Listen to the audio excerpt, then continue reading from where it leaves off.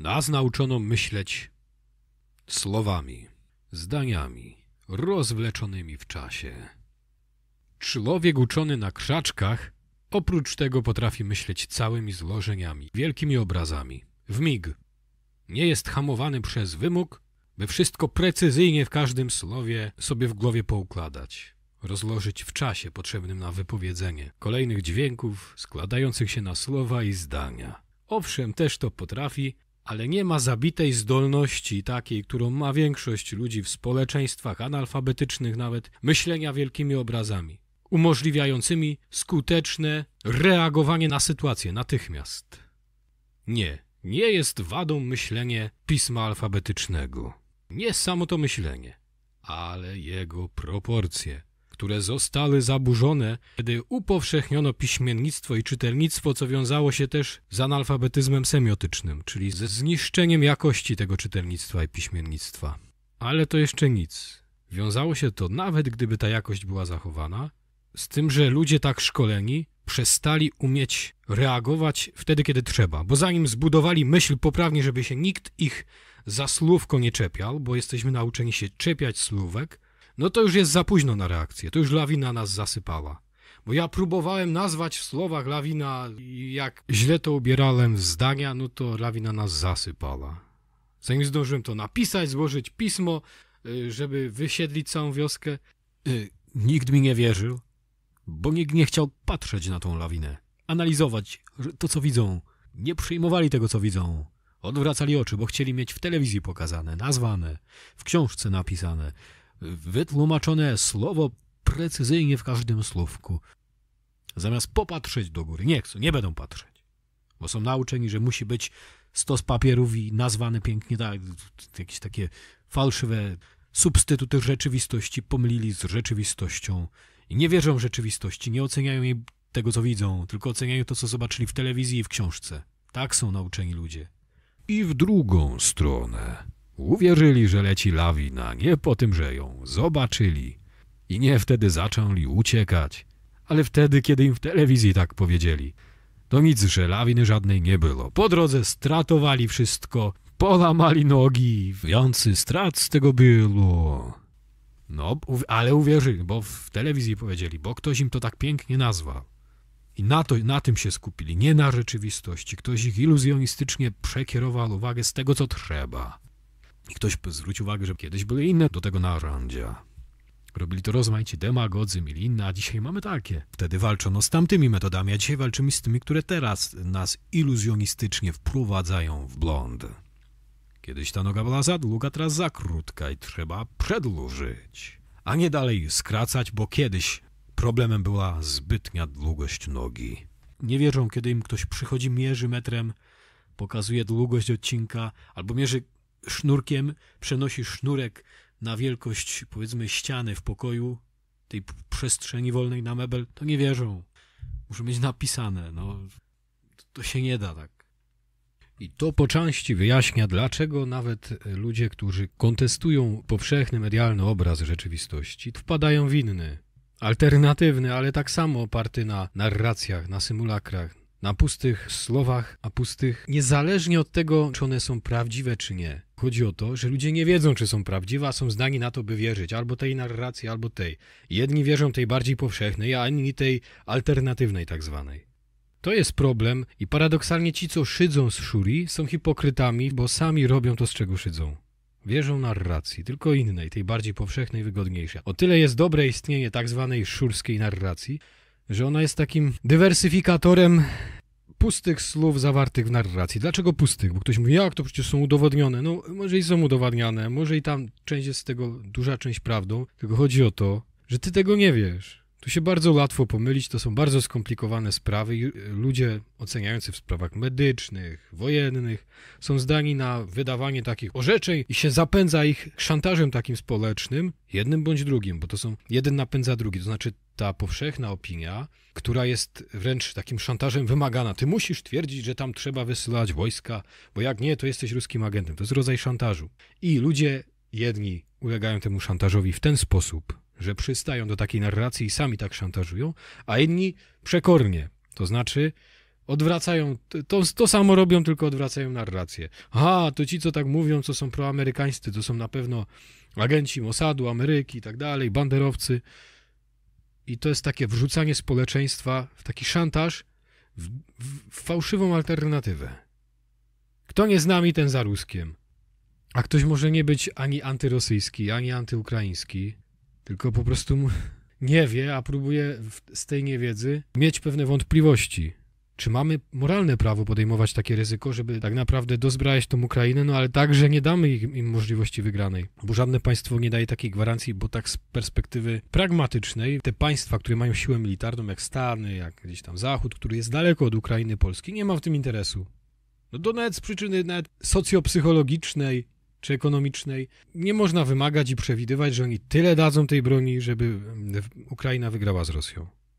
Kolejna sprawa. Na Ukrainie rządzą siły w dużej mierze, które promują bandytów banderowskich i to jest bardzo niebezpieczne, jak już grożą polskim politykom. Także my musimy uważać, żebyśmy tu nie mieli dwóch wrogów na granicy, nie tylko Rosjan, ale to abstrahując od tego, bo to jest temat, który omówiłem w innych miejscach. My się dajemy wciągnąć w takie szantaże. Zamiast zauważyć, co jest błędem. Właśnie ten szantaż. Właśnie ten terror polegający na wymuszaniu, wrzucaniu do worka. Jak nie chcesz dozbrajać, to ty szkodzisz Ukraińcom. A nie, ale może ktoś uważa, że to dozbrajanie właśnie szkodzi Ukraińcom. Nam, Polakom, a przy okazji Ukraińcom jeszcze nas do tego skłóca i nam, obu tym państwom szkodzi, bo skłócanie z Ukraińcami szkodzi Polakom. Tak samo Ukraińcom. Jeszcze do tego szkodzi Ukraińcom, którzy są tam prześladowani od banderowców, a teraz nagle są przez Polaków w wyniku takiego szantażu wszyscy hurtem, generalizująco, traktowani jak banderowcy. Ci, co są tam na Ukrainie od dawna ofiarami banderyzmu, bo są prześladowani za to, że ich rodziny broniły Polaków, jeszcze teraz dostają od Polaków, od Rosjan i oni są największymi ofiarami. Ci Ukraińcy, którzy są tam może, nie wiem czy mniejszością na Ukrainie, ale są. I to my powinniśmy ich promować i tak budować politykę międzynarodową, by ich przedstawiać jako bohaterów Ukrainy. I taką Ukrainę promować. Jako konieczny dla nas nawet z perspektywy strategicznej taki bufor przed Rosją, jeśli już tak patrzymy. A po drugie to przede wszystkim chodzi o kwestie moralne. Nie możemy grać w ruletkę życiem Ukraińców, że oni nas obronią przed Rosją. Nie wolno tak myśleć. Z perspektywy moralnej. A że to się okazuje... Rezygnacja z takiego myślenia się przy okazji okazuje pragmatyczna. No bo dozbrajając, nie ukryjemy tego, dajemy pretekst do tego, Rosja ma pretekst, tak jak miała na Ukrainie pretekst w postaci banderyzmu do ataku, tak my dajemy pretekst do tego, żeby nas zaatakowała. A zwalczając banderyzm na Ukrainie, wytrącamy i Putinowi ten pretekst, no i Ukraińcy wytrącają pretekst też Polakom do wrogości wobec Ukrainy. Także sami by dwie korzyści mieli z tego. Czyli ktoś, kto uparcie ten banderyzm tam hoduje, szkodzi Ukraińcom. Rozumiecie? No i tak samo nie rozumieją, czym jest dowód. Jak ktoś im pokazuje proces dowodzenia, przykłady, to nie przyjmą, nie chcą tego widzieć, bo to jest męczące, bo muszą skonfrontować obraz mentalny w głowie, w książce z faktami, które trzeba przeanalizować i nie ma dla nich gotowych, wygodnych szufladek słownych, do których jesteśmy przyzwyczajeni, tylko trzeba ten proces przeprowadzić. Nie chcą tego, tylko wierzą narracjom, które są wygodne gołym orzeczeniom, je nazywają dowodami, bo ktoś powiedział, udowadnia jedno gole orzeczenie innym golym orzeczeniem i tak są kompletnie nie rozumieją procesu dowodzenia. I w tym zajmują się rzeczami i oskarżeniami, których nie mogą zweryfikować i są w nie wciągani przez propagandystów, demagogów, manipulatorów w polityce, w tej tak zwanej demokracji, ochlokracji, w sprawy, które ich nie dotyczą, których nie mogą zmierzyć, bo te, co mogą zmierzyć, są im odbierane przez rozmaite obostrzenia, wymogi, tego im nie wolno, tamtego w piecu palić, tego. To mu się w papierach nie będzie zgadzało i mu kary dadzą. Już nie wiedzą, co im wolno, no to się tym nie zajmują, tylko się zajmują rzeczami, których nie mogą zmierzyć, dalekie, które znają tylko z mediów, z narracji. Człowiek nie wie w lewo czy w prawo, co może robić. Dziecko jak się rodzi, to sobie myśli, jak będę dorosły, no to zrealizuje swoje plany. To, co chcę, będę robił. Teraz mi nic nie wolno, wszystkiego mi zabraniają. Nie mam narzędzi, nie mam pieniędzy, jak będę starszy, to zarobię, pomaluję szyszki, coś tam i zrobię. Później się okazuje, że tego nie wolno, tamtego nie wolno. Ktoś jeszcze ma jakieś, nauczony jest zasad, to tu, inni robią, da się, owszem, ale oszukują, nie? Tu są jakieś zasady, no muszą je złamać. No to jak tu pogodzić moralność, etykę, jak tu z tego wybrnąć? I takie dylematy paraliżują ludzi w działaniu. I to działanie, nawet jak jest, to jest mniej skuteczne. Ktoś powie, no jak tu? Są ludzie, którzy sobie radzą. Mieli same szóstki w szkole i świetnie sobie radzą w biznesie. No pewnie, że tak. Bo są tacy ludzie, którzy mają do tego talent. Ale nie wszyscy mają do tego talent. Jeśli się tak splaszcza model wychowania, to się splaszcza też efekty naszych działań. Tylko mała grupa będzie efektowna. Będzie to robiła najlepiej na świecie, ta, która jest specjalizowana w tym modelu, a cała reszta będzie splaszczona i będzie sobie przeszkadzała. Chodzi o to, by nie narzucać wszystkim takich wymogów, do których wszyscy nie są przystosowani, nie mają predyspozycji, nie robić ze wszystkich prawników czy ze wszystkich supersprinterów. Bo nie wszyscy nimi będą, a społeczeństwo będzie kulawe na jedną nogę. Jedną będzie miało taką rozbudowaną, a drugą będzie miało patyczastą.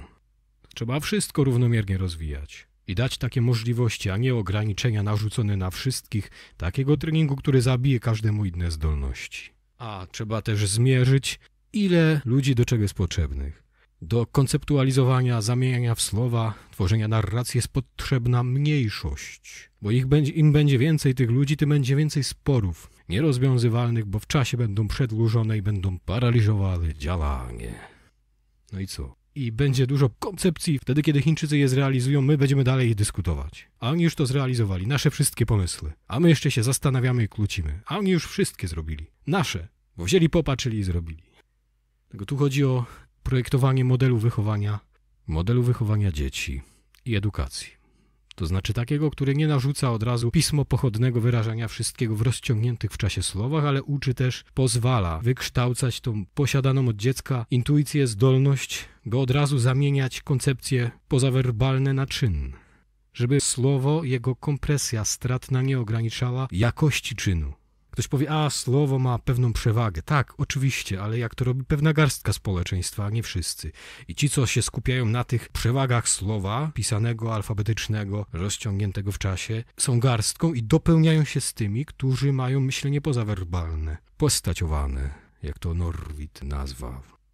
No tak jak nie wszyscy są obrońcami w drużynie w danym czasie, każdy ma swoją funkcję, pomagamy sobie, ale każdy też ma inne predyspozycje. I owszem, są różne modele kulturowe. Jeden może mieć przewagę taką, drugi taką, ale chodzi o to, żeby mieć cały czas rezerwuar ludzi i ich doceniać, którzy umią jedno i drugie, rozmaite mają zdolności. Ktoś powie, że nikt nie zabrania. Nie, to jest tak, że jeżeli jakaś umiejętność jest konsekwentnie na etapie edukacji tępiona, wymaga się aktywizacji w jakimś obszarze, przez którą to później brakuje czasu na trening innych obszarów, to ten mniej trenowany obszar, przez poświęcanie czasu przez wszystkich na ten obszar, który w większości nie będzie potrzebny, to ten mniej trenowany obszar zanika. Te mięśnie zanikają, co nie są trenowane, osłabiają się. I większość społeczeństwa ma osłabione te mięśnie przez to. Zbytnio. I to po prostu się dzieje siłą rzeczy, przez taki błędny model.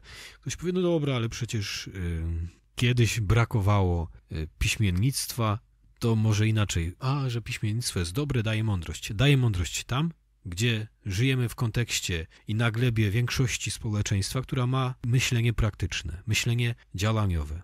I wtedy ta odrobina intelektualistów jest zaletą, atutem. A jak wszyscy przynajmniej będą próbować, będą trenowani na intelektualistów, to będzie tak, jakby zamiast zrobić potrawę i ją posolić szczyptą soli, jakbyśmy wszystko zamienili w sól. Albo próbowali wszystko zamienić w sól. Albo wzięli sól i przyprawiali ją odrobiną ziemniaczka. Garnek soli. No, to się potrujemy.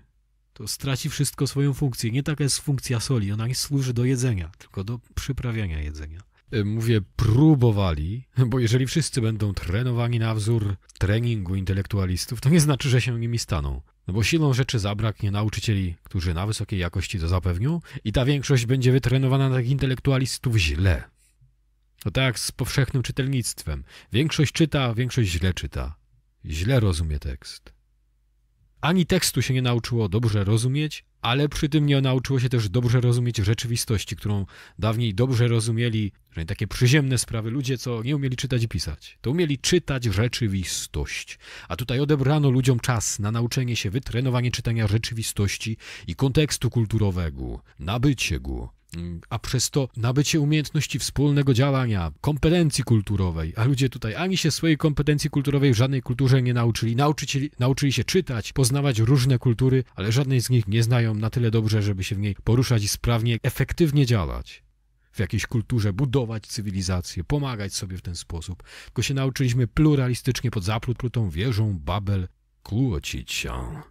Multiplikować pomysły, z których nic nie ma. Nie możemy nawet zweryfikować ich zasadności, tylko każdy ma swój świat, swoje widzimisię i taka wieża Babel indywidualnych ekspresji, w których nie ma nic.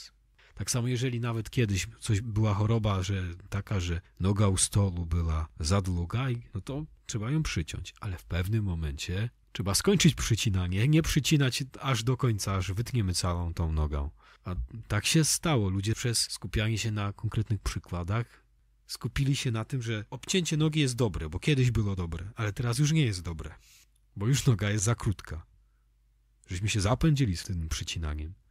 I w końcu już brakuje tej nogi myślenia praktycznego. Sól intelektualizmu werbalnego, alfabetycznego pomylono z potrawą. Dlatego najpierw trzeba w wychowaniu, żeby też słowo nie uległo procesowi inflacji, tak jak inne znaki, nie tylko słowa to dotyczy, uczyć najpierw myśleć rzeczywistością, pokazać rzecz, pokazać zjawisko, proces dziecku. To jest rzeczka, to jest łóżko, tu płynie, tu biegnie. Pokazać i od razu nazwać. To jest bieg, to jest dopasowanie, tu są tryby i pokazać to wszystko od razu, a nie mówić dzieciom puste słowa i puste znaki, powiedzmy, oderwane od realiów, od rzeczywistej rzeczy, czyli nie mówić dziecku o krowie, jak to dziecko krowy nie widziało. Znaczy wiadomo, czasem lepiej powiedzieć, ale najpierw lepiej tam, gdzie się da i ktoś powie, no ale nie da się, bo to dziecko nie ma krowy. No i to jest właśnie problem cywilizacyjny. Czepiam się tej krowy. Że mamy świat pozbawiony rzeczy. Żyjemy w klatkach, w mieszkaniach, zamknięci w ekranie i widzimy nie rzecz, ale jej projekcję na ekranie, która jest fałszywa. Ona nie oddaje faktury, zapachu, smaku, ruchu, jak się ta rzecz w ruchu zachowuje, w procesie. Nie oddaje. Nawet jak mamy film, to jest płaski ekran. I możemy sobie dorobić fałszywe wyobrażenia dorobić do tych brakujących elementów. I później żyjemy z tymi i tak nakładamy fałszywe wyobrażenia na fałszywych wyobrażeniach, a tu trzeba świata, gdzie najpierw widzimy te rzeczy, które nam są potrzebne w życiu naszym. Jak to się produkuje, robi, jak się je robi i od razu wtedy uczymy się przykładać słowa do rzeczy, które widzimy w realiach. A w naszym świecie jest coraz mniej tych rzeczy. A nawet jeśli już jakieś nabywamy, to proces nabywania też jest tutaj upośledzony poprzez kupowanie wszystkiego przez aukcje internetowe i coraz bardziej będzie. Tylko baza wzmocnienia społeczeństwa, o które może w każdej chwili pojawić się kataklizm, odcięcie prądu, nie będzie internetu, nie będzie można kupić, nie będzie można, powiedzmy, opierać się na zaawansowanych technologiach wymagających prądu, sieci i tak dalej. Może coś się stać, tak? Zawsze. I dlatego trzeba mieć potężną bazę społeczną ludzi, którzy tego nie potrzebują, którzy umią na poziomie prymitywnych technologii, prymitywnych, mniej złożonych niż wielkie przemysłowe jakby przedsięwzięcia oparte na informatyce, na programowaniu, bo to może paść, może prąd paść, może wszystko paść i co? I nie będzie miał kto umieć odbudować do tego poziomu, który mamy go konceptualnie, wiemy jak to zrobić, ale nie mamy ludzi, którzy potrafią te niższe poziomy ogarniać, bo ich po prostu się nie kształci. No i co pozostaje? Sprowadzać ich z zagranicy. Tych, którzy się wychowali na ulicy i z ulicą mieli kontakt, czyli z rzeczami. Mniej czytali książek, a więcej operowali rzeczami, bieganiem, biciem się i tak dalej.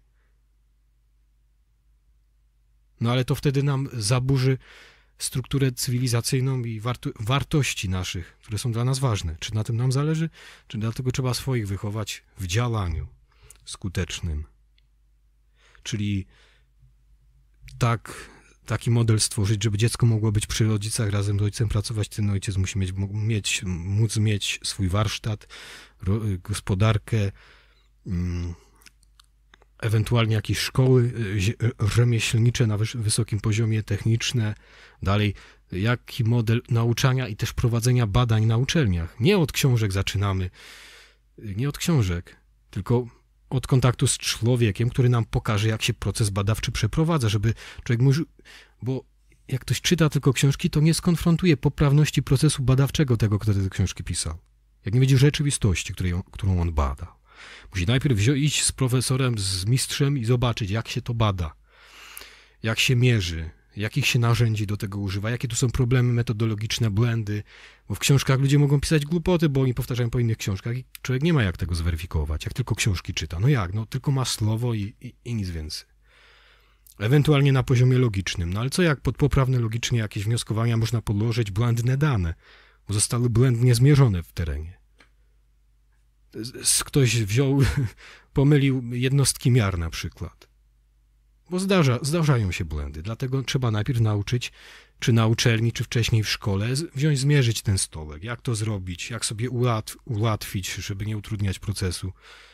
Że czasem nie trzeba metra brać i patrzeć 1 cm, 2 cm, tylko wystarczy sznurek przyłożyć i miarę przełożyć. Czasem to jest bardziej praktyczne, a czasem bardziej praktyczne jest zmierzenie, żeby komuś na przykład przekazać miarę na odległość albo zapamiętać. I to trzeba umieć wyważyć w praktyce. Tak samo później w badaniach społecznych. Trzeba wiedzieć, kiedy komunikacja na przykład z respondentem, z badanym, z informatorem jest zaburzona, bo on mnie źle rozumie, ja go źle rozumiem. Kiedy ja do końca nie wiem, czy go rozumiem, jak to zbadać, czy ja jestem pewien, że go dobrze rozumiem. Tak? I trzeba nauczyć pamięci o tej niewiedzy. W każdych dziedzinach najpierw wyjść od rzeczy i dopiero potem ją sklejać ze słowem, żeby słowo nie uległo inflacji, takiej pustocie jak pieniądz pusty, co traci swoją wartość. Bo coraz mniej oznacza, jak oznacza to rzeczy wyimaginowane, a nie realne i później nie przekłada się na skuteczność w budowaniu rzeczywistości. I to trzeba już od dziecka tak przysposabiać ludzi, proponować i na własną rękę też takie modele wychowawcze od rzeczy. Przecież my nawet pojęcia abstrakcyjne mamy zbudowane na, tak jak dusza, ma najbardziej abstrakcyjne pojęcie. Od czego pochodzi? Od tchnienia, oddychania, ducia, dęcia. I kiedy człowiek już wie, od czego to pochodzi, to lepiej rozumie relacje między abstrakcją a konkretem, bo to jest tak, mamy dane tchnienie i to sobie kojarzymy z życiem. To jest ten pierwszy poziom taki materialny życia. Pierwszy nie genetycznie, ale pierwszy, jeśli chodzi o zdolność uchwycenia go. Albo inaczej, nie o zdolność, tylko o łatwość uchwycenia go. Siłą rzeczy pojęcia abstrakcyjne są abstrakcyjne i potrzebujemy jako cieleśni jakichś cielesnych znaków tych pojęć abstrakcyjnych. I po pierwsze, znakiem jest nie tylko słowo, ale znakiem może być czynność. I tutaj pierwotnie znakiem jest nie słowo, tchnienie, dusza, ale czynność dychania, oddychania, ducia, dęcia. No i stąd mamy słowo dusza. Czynność dęcia, oddychania, tchnienie jest znakiem abstrakcyjnej duszy, niematerialnej. Ale jest też dusza materialna, czyli coś, co duje i dycha. Tak? I teraz już mamy łatwość w zrozumieniu dwóch dusz, bo my dzisiaj duszę pojmujemy jako pojęcie takie niematerialne.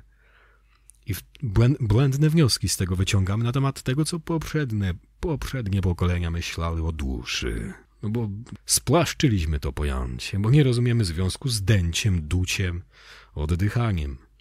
Pneuma zresztą w Grece tak samo. I mamy pojęcie pneumatyczny, tak? Czyli powietrzny, denty. Tak samo mamy spiritus w łacinie. I mamy słowo spiro, tak? Spirometr. I nawet w edukacji, uczeniu tych pojęć, pokazać najpierw instrument denty, dęć, dąć, duć, dmie, dmucha, dycha, tcha, tchnienie, tchawica. I to jest dusza materialna, która ma tchnienie.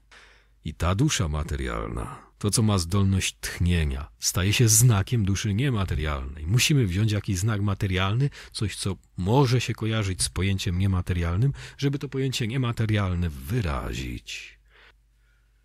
I tutaj pneumatyka, fizyka, jak działa oddech, później biologia, instrumenty muzyczne, jak to się dzieje, że dźwięk się wydobywa, cała mechanika, pneumatyka, powiedzmy. Siłą rzeczy tutaj mówię, ale bierzemy i najpierw pokazujemy to tchnienie, dmuchamy, pod ciśnieniem pompujemy i pokazujemy, jak działają różne mechanizmy pneumatyczne. Pokazujemy, jak powietrze wpada, pokazujemy dziecko, patrz się, jak chcesz skręcić, najpierw pokazujemy i w trakcie pokazywania nazywamy. A nie najpierw nazywamy, dziecko nie wie, o co chodzi i się uczy, nawyk nabiera wypowiadania pustych słów, rzucania słów na wiatr. Tu trzeba zawsze pokazać, słowo musi mieć pokrycie w rzeczywistości. Nie gadam, jak nie mam czego nazywać, jak ono jeszcze nie wie, co to znaczy. Wiadomo, są takie rzeczy, że się nie da, no wiadomo, no lepiej czasem powiedzieć już starszym, ale tym najpierw nauczmy też dzieci, to jest taki nawyk i siebie, zajmowania się tym, co w naszym zasięgu. Gadania o tym, co w naszym zasięgu, co możemy zmierzyć, zbadać, tym, co widzimy, z czym się na co dzień spotykamy, to pokazujemy najpierw, to najpierw widzimy. Możemy odczuć, zmierzyć różnozmysłowo. Jego głębie, przestrzeń, zapach, smak, fakturę. 2 tryby, jak na siebie zachodzą, pokazujemy. Nie? Że pasują i przez to się wzajemnie napędzają, przenoszą siły. Pokazujemy najpierw ten proces przenoszenia sił z jednego na drugie. I później mówimy o tym.